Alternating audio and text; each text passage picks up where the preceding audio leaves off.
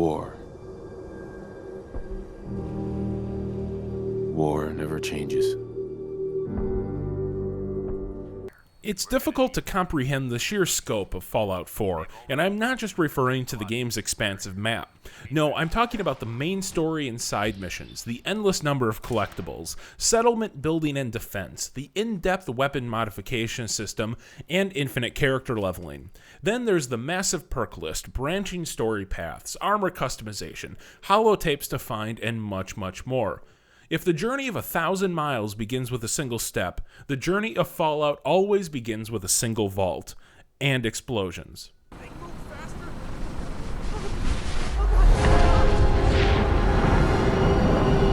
Fallout 4 has the best opening sequence in series history. Players start out in 2077, mere moments before the first nuclear bombs explode.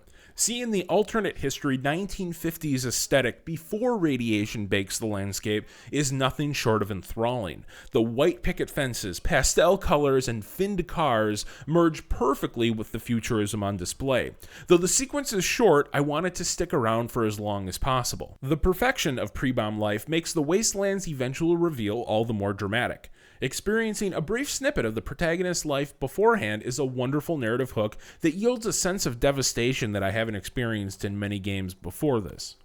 As is the case with nearly every Fallout game, your character is protected from the nuclear blast by escaping to a nearby vault, operated by the less than honest Vault Tech company. Sadly for those in the vault, the corporation enjoys performing numerous social experiments on its dwellers.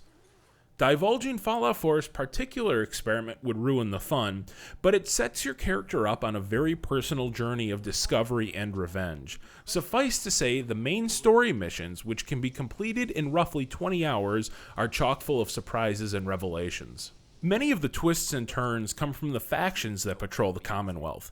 All of these factions vie for your allegiance, and completing missions for each faction will grant you access to their facilities, which include vendors, free equipment, doctors, and more. These factions play a larger role than ever because Fallout 3's karma system is one of the few gameplay mechanics that doesn't make the generational leap.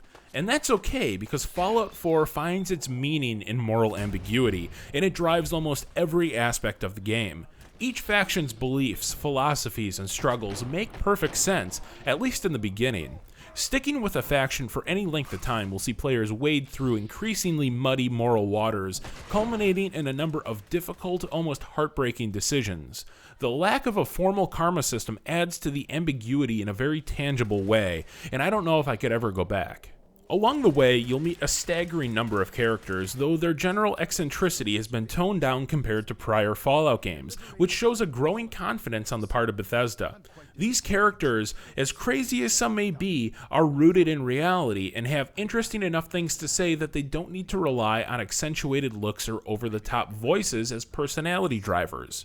That's not to say there aren't a number of weird and kooky Commonwealth citizens. After all, it is a Fallout game, but the number has been slightly reduced. Each character, however minor they may appear, has a fully realized backstory. These histories are shared through dialogue, computer terminals, in notes scattered around the Commonwealth, or in the environment itself.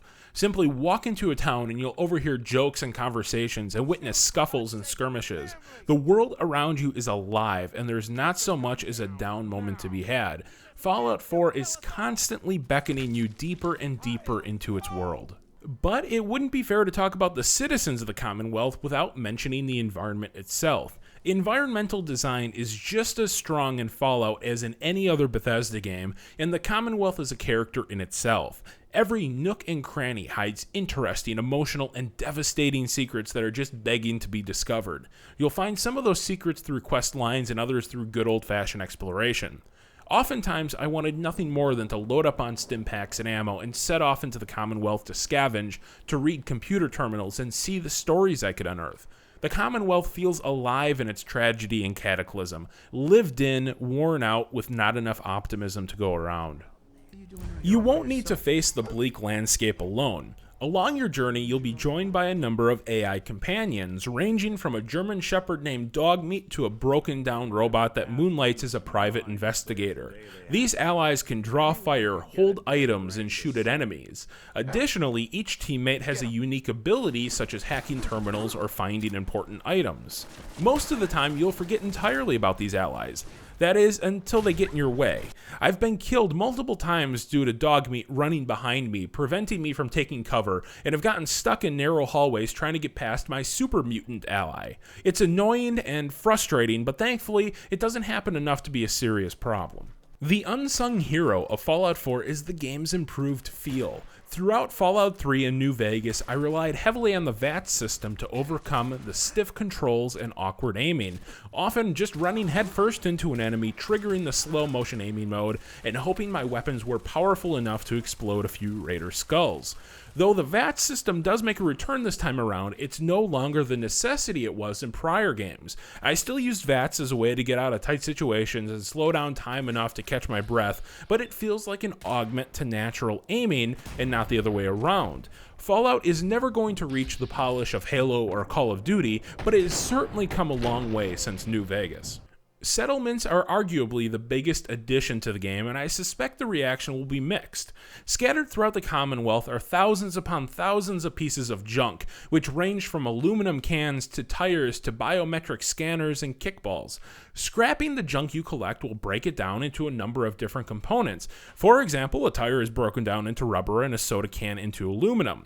These resources can be used in certain areas called settlements to build structures. Within the confines of a settlement, players are able to construct buildings, walls, turrets, heavy artillery, water purifiers, gardens, vendor stands, and much more. It's even possible to establish trade routes between your settlements and furnish your structures with lights, paintings, and various furniture. The better the amenities, the more settlers you'll attract to your humble town. This system is surprisingly deep, almost a game in and of itself, that will reward players willing to invest the time to make their settlers happy and healthy. Settlement building and management acts as a relaxing reprieve from the stressful and the bleak wasteland, and is comprehensive enough to scratch everyone's creative itch. To see a town you've built from junk you found on your journey is strangely empowering and addicting. There are a few curious omissions, such as the lack of snap points between structures, or any basic terrain modification that would have made building easier, but those are just nitpicks. The junk you collect doesn't just go towards your settlements, it's also used to customize your armor and your weapons. Purchasing certain perks unlocks various tiers of weapon upgrades, which allows for new stocks, muzzles, and gun sights on your favorite weapon. Each new upgrade improves the damage or accuracy of the firearm, allowing players to fine-tune each gun to their playstyle.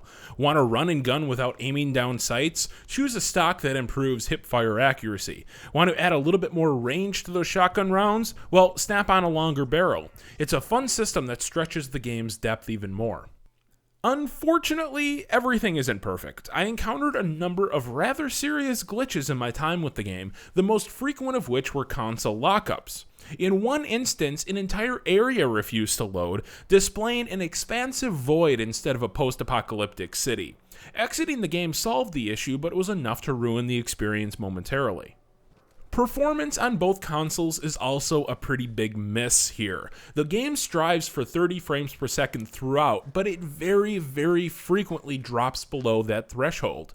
Cities in particular are troublesome, and it's common to experience stuttering when turning quickly or running next to large buildings. Additionally, I encountered a number of flat-out pauses during my time with the game, ranging from 1 to 3 seconds. Each time, my heart skipped a beat thinking the game had frozen.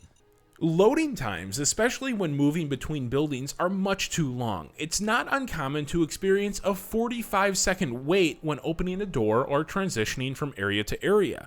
Not only does this test your patience, it severely discourages exploration. I found myself bypassing entire hallways or buildings because I didn't want to sit through yet another loading screen. These performance problems are strange because Fallout 4's graphics are passable but far from excellent. While the game occasionally shines in its depressing vistas and rust-eaten structures, textures and character models leave much to be desired. Wander even slightly off the beaten path and you'll encounter fuzzy, low-detail rubble and grass slapped onto blocky world geometry. Shadows disappear entirely at only moderate distances, as do the citizens of the wasteland, most lighting effects, enemies, and even some structures.